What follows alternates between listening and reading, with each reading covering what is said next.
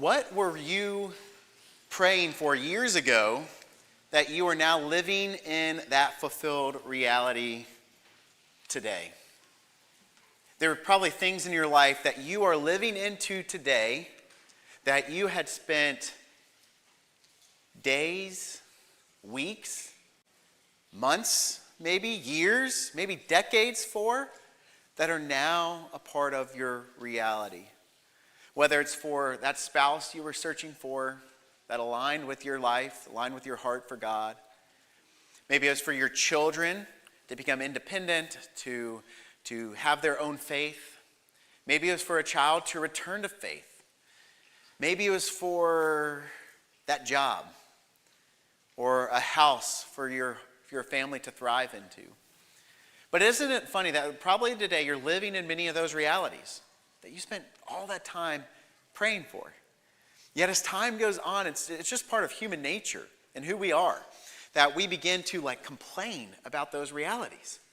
Today, we find the things that challenge us. We find the things in our life that these even among these realities we prayed for, there's things that don't match or don't live up to what we would have them to be. And so we complain. So Forrest Frank is a modern Christian pop singer. And recently, I just saw on social media, he had just released a sneak peek of that song. I don't know if he's fully released it yet, but he gave a sneak peek of this song. And in it, he says, "There was a time that you prayed for that job.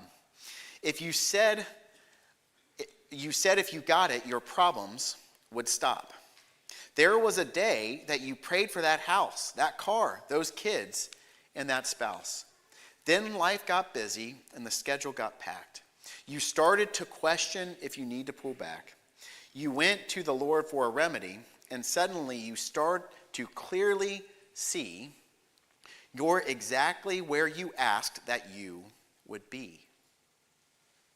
And God was enough to give you everything. So open your eyes. What do you see? I bet you're right where you asked God you would be." Can you relate to that on any level? Those things you prayed for, God gave it to you? And I understand not everybody may be in that instance. There's things that we pray for and God doesn't, but God is so good, and so many times he does show up and he gives us the things that we prayed for. And even if it is a no, it's because by faith we believe that God is working that out in a different timetable, or the no is what we really needed. But without detouring too much on that thought, there's these realities that we live in today that we've prayed for, we long for, yet we find ourselves discontent. We find ourselves complaining still, even though we may be exactly where we asked God we would be. If you could go back 10 years from now and talk to your former self, you would imagine that your former self would say, yes, this is the fulfillment of what I prayed for. Yet there's something in us as humans. It's part of our nature. Even the realities we prayed for and that have been actualized and fulfilled, we still find this discontentment in us. And if that's you this morning, maybe you're in a season of that now. I know, I've been in those seasons. There's moments in present time where I can fall into that same cycle. It's part of our nature as humans. And we're not the first ones to deal with it. As we'll see today, the Israelites were struggling through the very same thing. As we looked last week, we're going through this series on Leviticus and Numbers.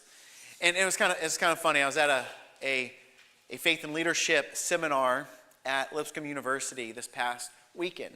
And a question came up on the screen for us to discuss at our tables. They said, how do you take the ancient text, the ways of God captured in this ancient document, and make it relevant today? Like, how do you talk about those things? In your preaching, do you talk?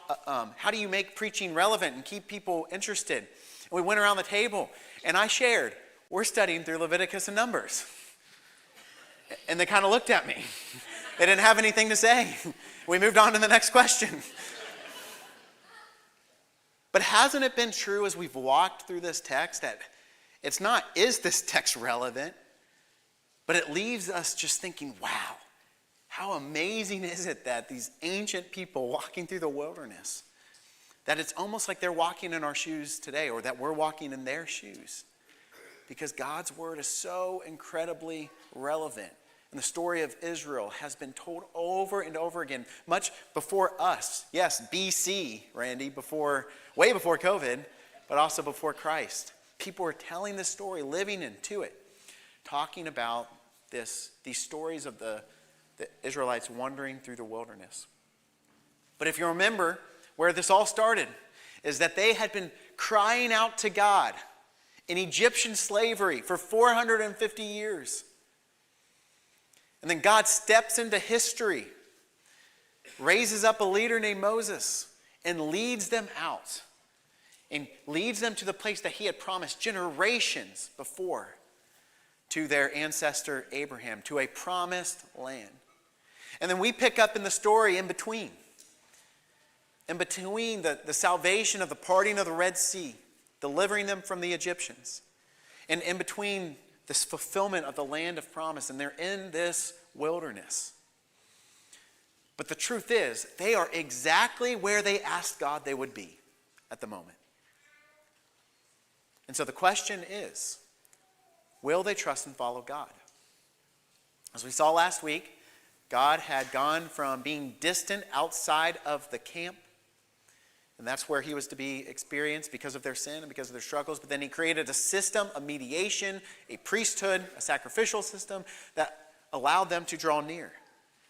And so then last week we saw that God's presence was now in the tabernacle in the very center of the camp. They now had close access to him with a degree of separation. They had to do it through the priesthood. But they're exactly where they had asked God they would be. And now God's presence was depicted to them as a cloud over the tabernacle by day and a depiction of fire. It appeared like fire at night. And as that cloud would move from the tabernacle, they would follow. They would pack everything up and go and follow God's presence. And that was going to be how he was going to lead them in the wilderness from Sinai onward through the various wildernesses on the way to the promised land. And so the question we're left with as we begin to look at the text this morning is, will the Israelites trust God enough to follow him?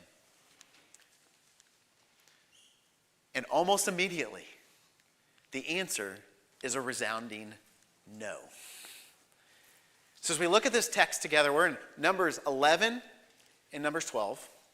I'm going to jump around a little bit there.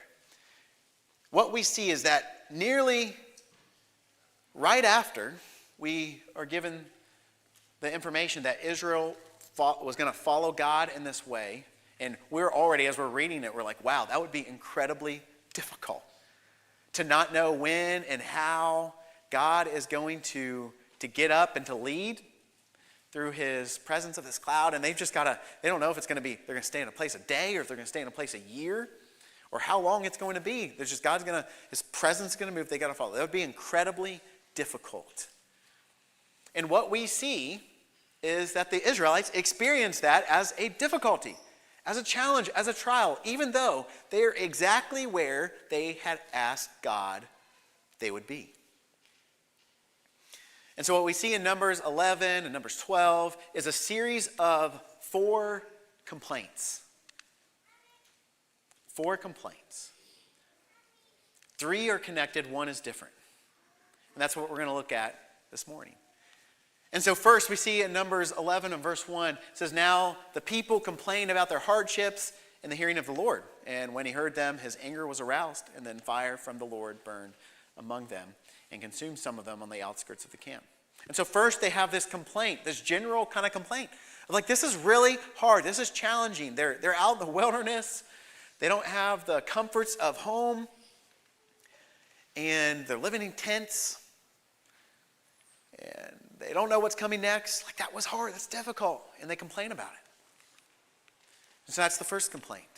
just like this general hardship of what it would be like. Some of us go camping for various times. We've got a Northeast camping trip coming up, and some are in RV, some are in tents, and at the end of that weekend, whether you've stayed in the RV or the tent, you're kind of tired, you're ready to go home.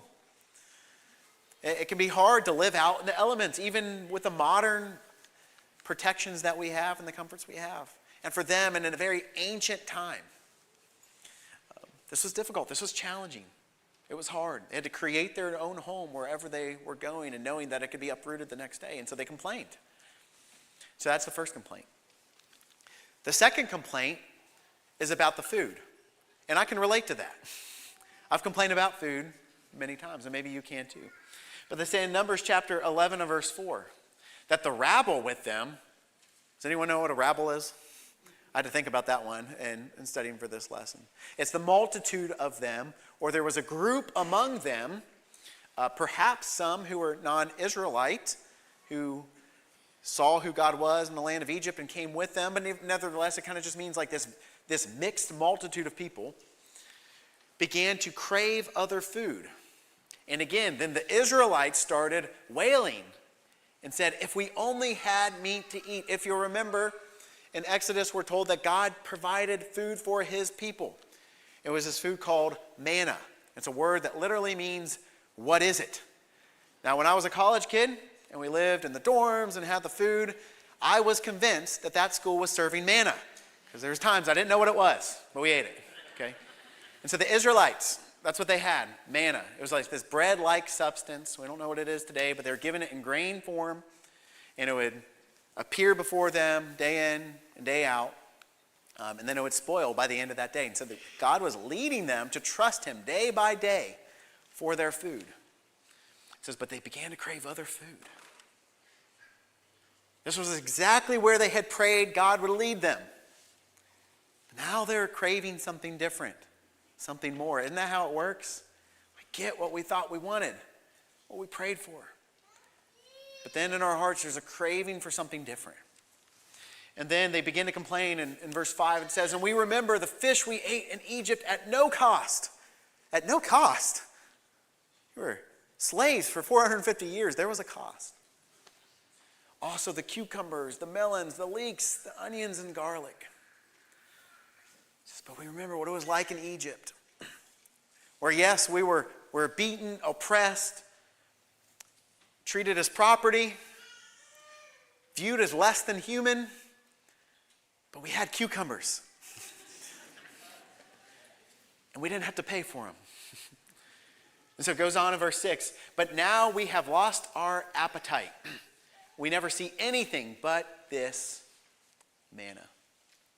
Now we all have complained about food. We know what that looks like. Oftentimes when our kids return from camp, or I'll talk to Noah and say, how was your week of camp? Or I'll talk to various people and ask them, and they'll say, it was great. I say, how was the food? They're like, that's fine for camp food. It's kind of will say that. And I've had those experiences in church camp before. In fact, I was at one church camp one time where one of the donors of the land, a wonderful man of God, but he was a prepper. Okay? I'm not going to sugarcoat it.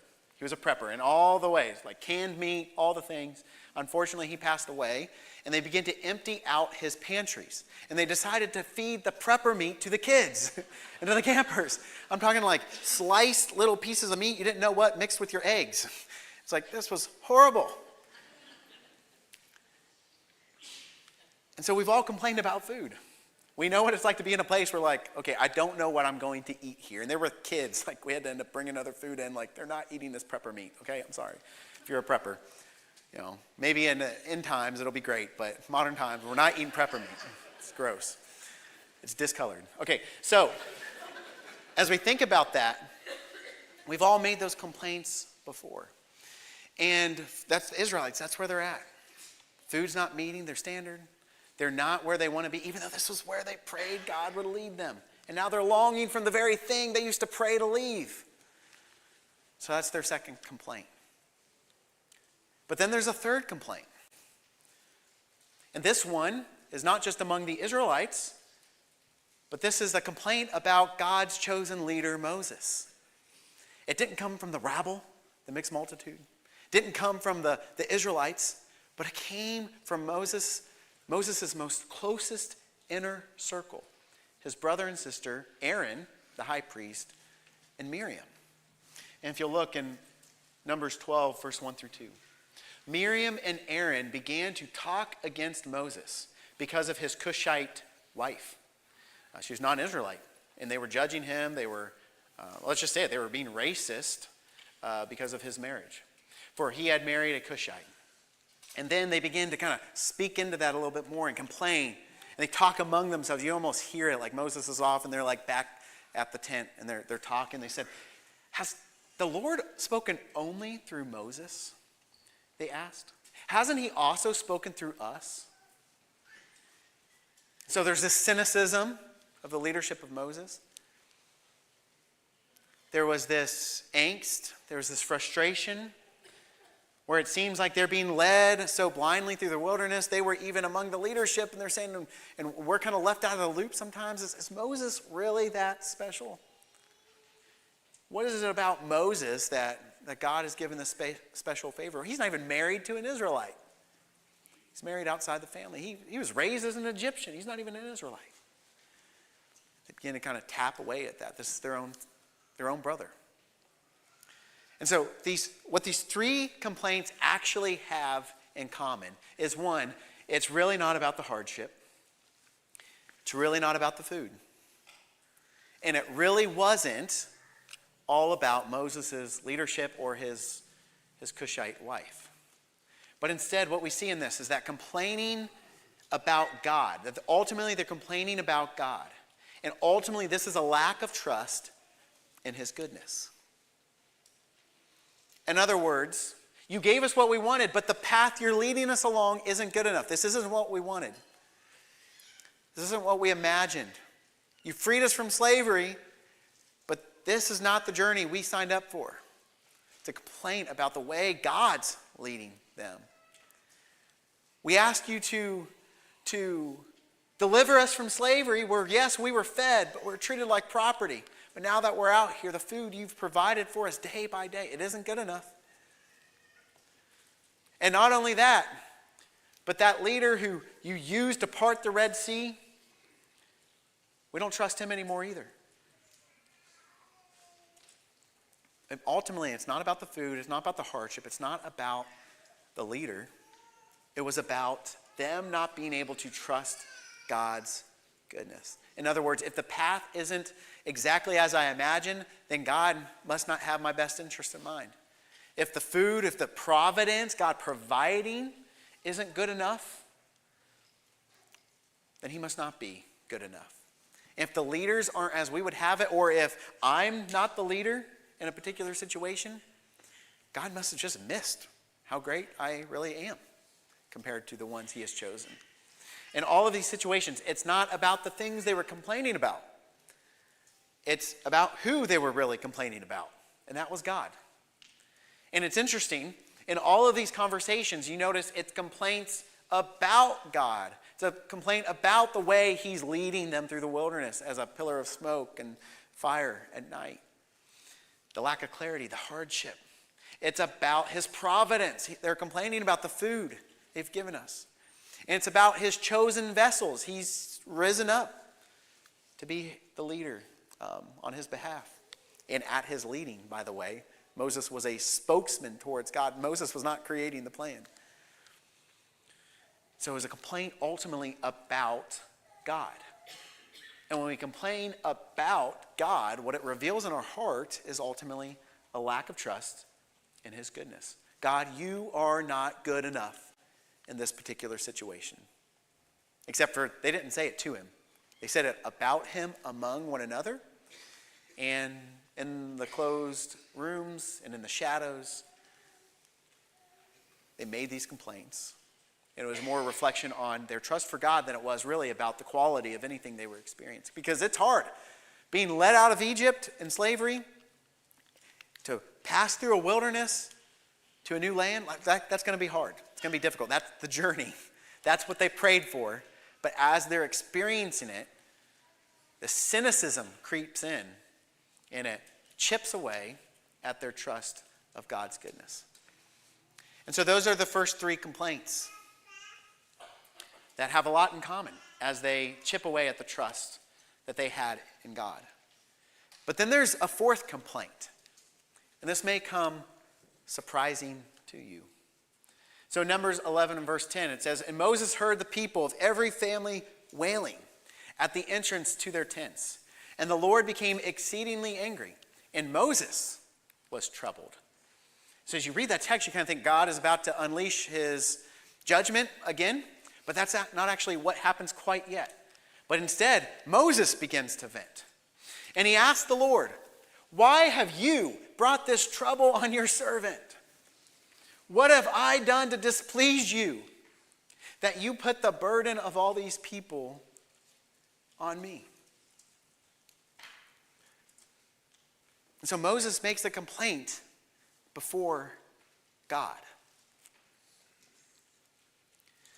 And we can look at that, and perhaps we're troubled by that, as it appears as though Moses also is participating in this cynicism, in this lack of trust of God, of that you really don't have my best interest in mind.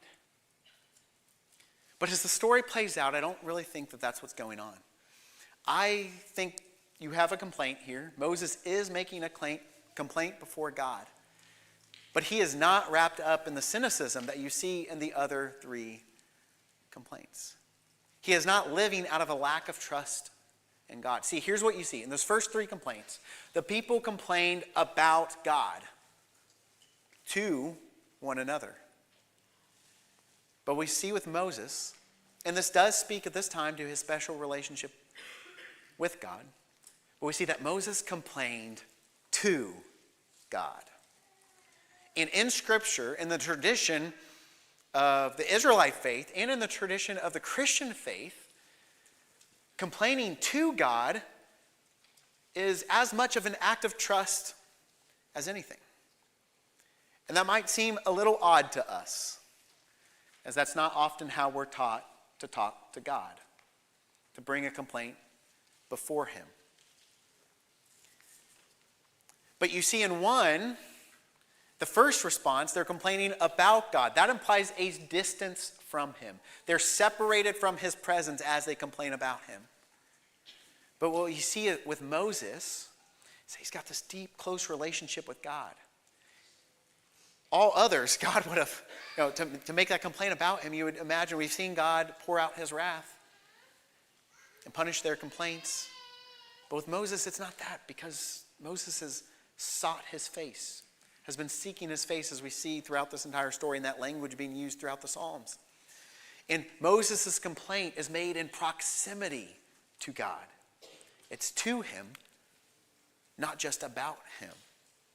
And this is the difference that we see between just a normal complaint and this biblical idea of lament. As we think about lament, a complaint is what it sounds like. Something does not meet what we think it ought to be. It doesn't meet our personal standard, and so we complain about it. We wish it was better. It's part of human nature. We're always going to have things we wish they were better. But a lament is a step forward from that.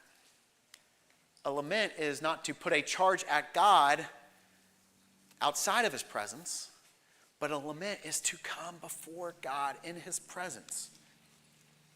And yes, make our complaints to him, but also acknowledge he is the one who can meet us there, and does over and over again in the Psalms and in other places, as we'll see. But also is able to bring resolution to us and to strengthen our trust. A complaint apart from God is it's cynical. It chips away at our trust. The biblical idea of lament, of grieving before God, of a situation that is not as it should be, is an act of growing in trust to him. That I can come before his feet, bring some things in my heart that I've noticed in the world, that are in my world, that are not as they should be, and grieve that before him. Moses, as a leader, he had some things he needed to grieve.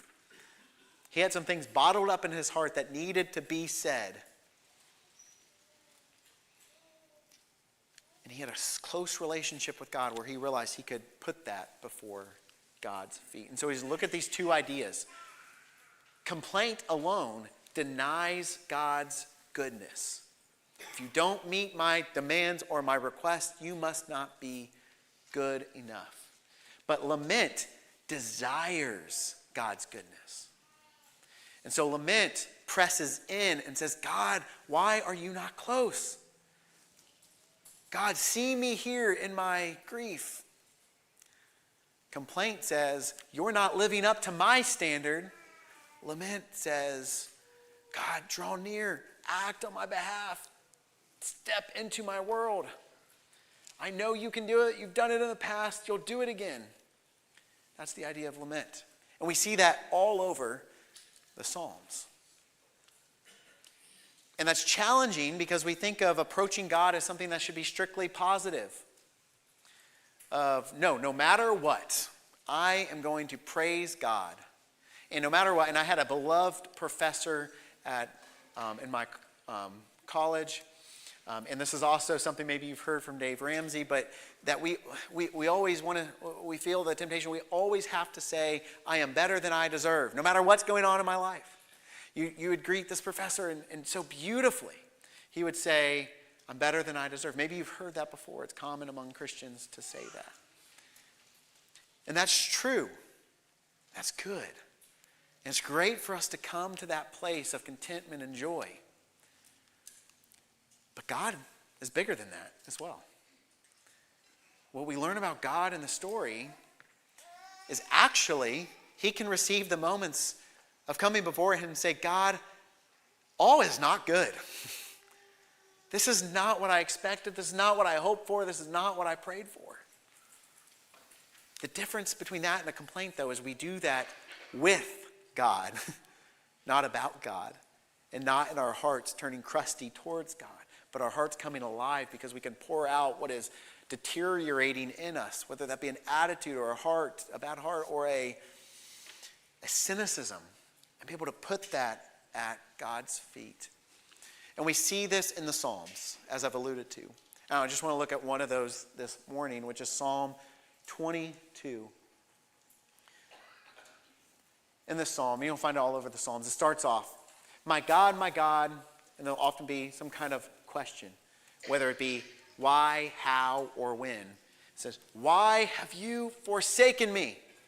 Why are you so far from saving me, so far from my cries of anguish?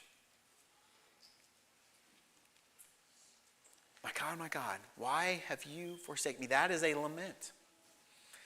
That isn't just on a good day or a bad day saying, I'm better than I deserve. It's saying, I am totally and utterly forsaken from the presence of God, and the reality around me is pointing to that very fact. And the loss that I'm experiencing from Moses, the people who are constantly betraying, constantly living unfaithful, constantly complaining, are evidence of an absence of God. And God, will you step into this? Will you set this right? Why have you forsaken?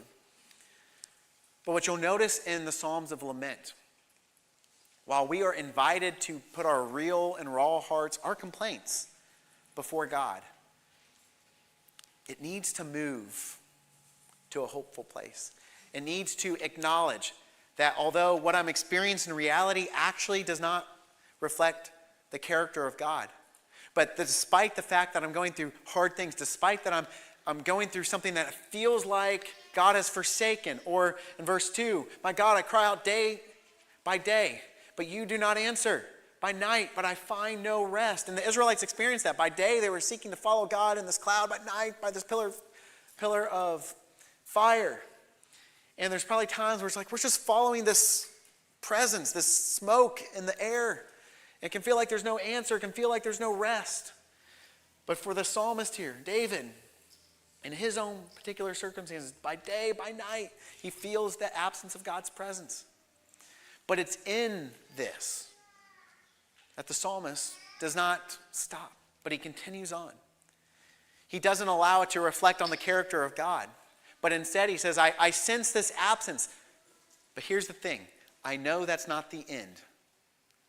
Because this absence is not evidence that God is not good, but it actually points to the fact that this is temporary. It's not going to last forever. This hardship, this challenge, this struggle, it's temporary. And here's how you know, is because God is good. And he's constantly working on our behalf, and we've experienced it through the stories of the Israelites. And my guess is so many of you have experienced that in your life as God has been faithful. It's a beautiful song, that all my life you have been faithful. All my life you have been true. I will sing of the goodness of God. And so, as we begin at a place where, yes, we can lament before God, take our complaints. To stop there would just be a complaint. And to stop there would just be to live in cynicism. But what we then do is rehearse the character of God. We rehearse the story of God and remind ourselves, and that's what you see so many times in the Psalms, of all the great acts and the great works of God and how he's been faithful over and over again. And so for the Israelites, the mistake was that says, that why has God forsaken us? We sense his absence. We're in the wilderness. There's no one to save us here. But what they should have done is, yes, they can take that complaint before God, but then they should look back and say, whoa, but if God delivered us from the Egyptians, and if God delivered us through the Red Sea, then he must have something more planned for us, despite how I might be feeling in this moment. But God does invite us to bring before him in the moment. And so what we see then is the psalmist then declares the great works of God. He says, although this is my present reality, yet you are enthroned as the Holy One. And you are the one Israel praises. And he goes beyond. And he talks about how in you our ancestors put their trust, and they trusted, and you delivered them. And that's true at various points in the story of Israel. And the psalmist highlights it, that God is faithful in these moments. And then he talks about how they cried out and they were saved. And they trusted you and were not put to shame. Is that over and over again, people of God have been faithful and God has delivered them through it all. So the psalmist doesn't stay in lament, but through lament, he goes to a place of praise. And knowing that even if you don't have all the answers today, you know because of yesterday that God is good and he's faithful and he'll carry you to tomorrow. And it's through these difficult moments that the psalmist says that it's through all this hardship. It's like yet you brought me out of the womb. You made me trust in you. Even at my mother's breast, from birth, I was cast on you.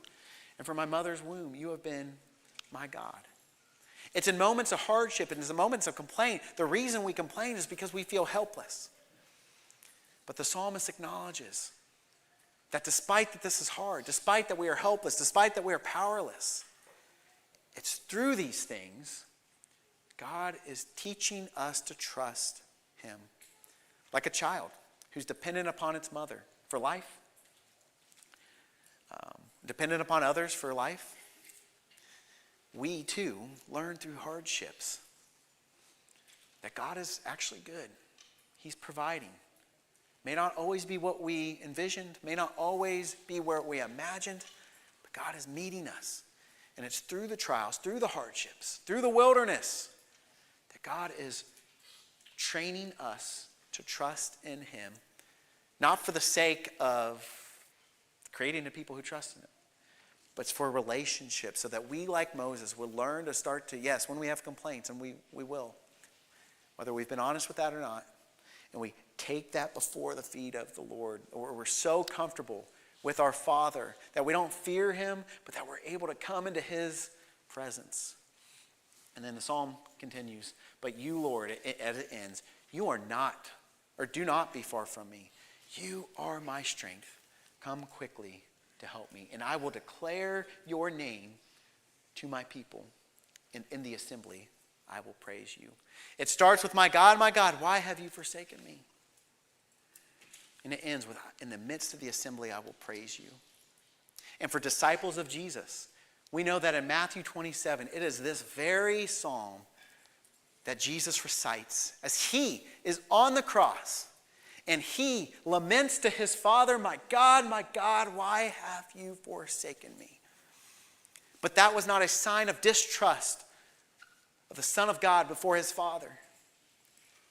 But it was an acknowledgement that through this hardship and through what you're accomplishing through the cross, that we will declare to the world who God is and what he has done in our life, what he has done through Christ, and that the world might praise him. So as we pass through the wilderness, we learn to trust God in that way. Not to hide our complaints, not to hide the parts of our hearts that are angry, frustrated, confused, but that we learn to complain to God. And that we would be comfortable, as with our Father in heaven, to be able to bring those things to his feet.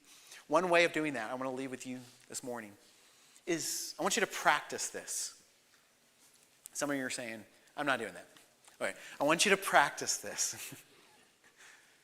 And so one of those ways, we've talked about this before, I want to challenge you this week. If you want to snap a picture, we'll put this out in the Northeast News tomorrow. But an ancient practice called the examine. And the idea of this is at the end of a day, to be able to go before God in prayer. This is a prayer practice. To examine your day before God.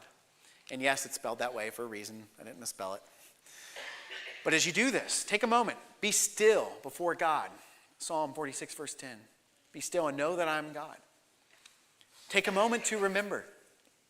What are you thankful for? What happened in your day? But then get into an honest review. You have a moment of gratitude, but get into an honest review. Take note of what happened. Maybe you're literally journaling this out, and you're putting bullet points. Good, bad. Go down. And notice what good happened, what bad happened. But don't just measure it based on what good and what bad. Ask yourself this. What happened in my day where I felt close to God? And it was very apparent to me that he was in the lead. And things that brought me peace and joy in the Lord. Not just, I had that really good ice cream cone and that was a blessing. It could be that. Maybe you feel the presence of God and how he's providing to you in a difficult moment. But the point is, what drew you closer to God? And then the second question, this is where the limit is.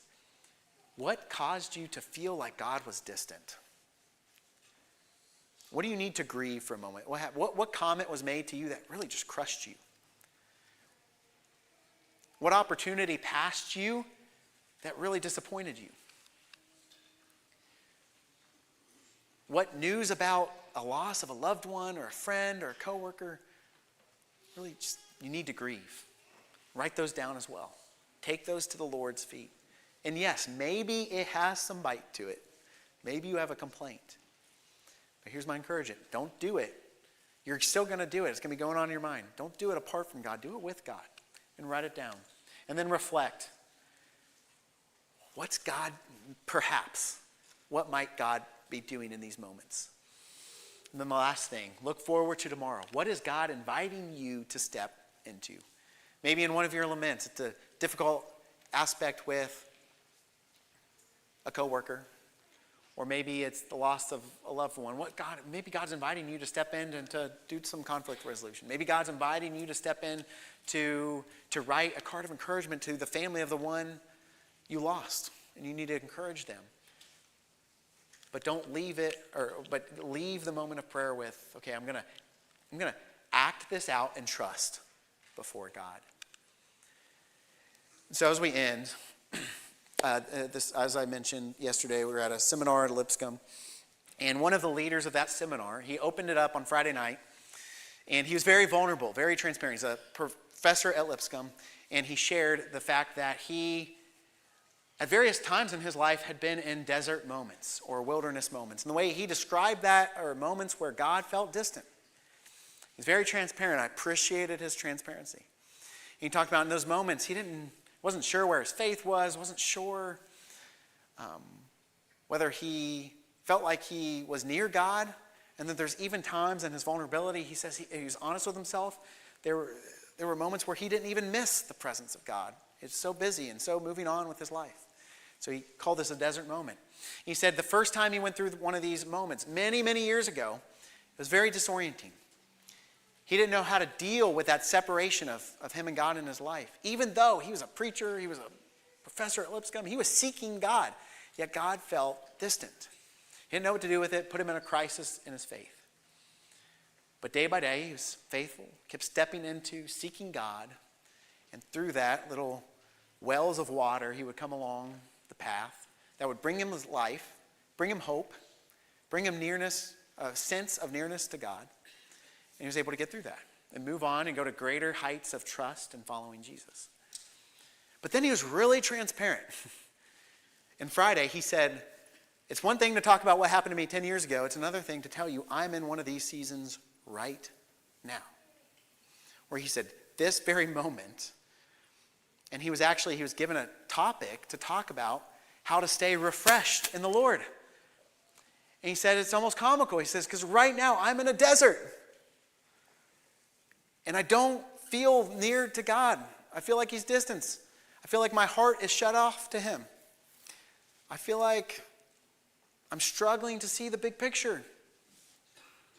He says, but this time, where God has brought him in the journey, he has no fear. Because for him now, he's got this practice where he says, I know God brought me through the desert at one point. And I know that he is good. And if anything, this is a sign that he's growing something and that he's using me for his purposes, and that on the other side of this depression, this hardship, that there is life. Because God raised Jesus from the dead. And even when we experience death in our life and the powers of death in our life and the powers of darkness in our life, we know that those things are evident that we serve a God who resurrects, a God who carries through on his promises. And that is who you and I serve as well. And so whether you're in a moment of desert, a moment of wilderness, let that be evidence to you that God is leading you somewhere. And that there's a land of promise on the other side. And you don't know what it looks like today, but you're willing one step, one moment, one prayer of honesty at a time. One hug from your brothers and sisters here at Northeast at a time. Moments of transparency. Whatever it might be, God leads us through, builds our faith as he teaches us to trust and follow him. Whatever your need might be, if you'd like to respond to an invitation today, put on Christ in baptism, or you would like to take a step into our prayer room with one of our elders, and maybe you're going through one of these seasons and you want to walk with someone as you go to God in prayer. Whatever your need might be, we invite you to come while we stand and while we sing.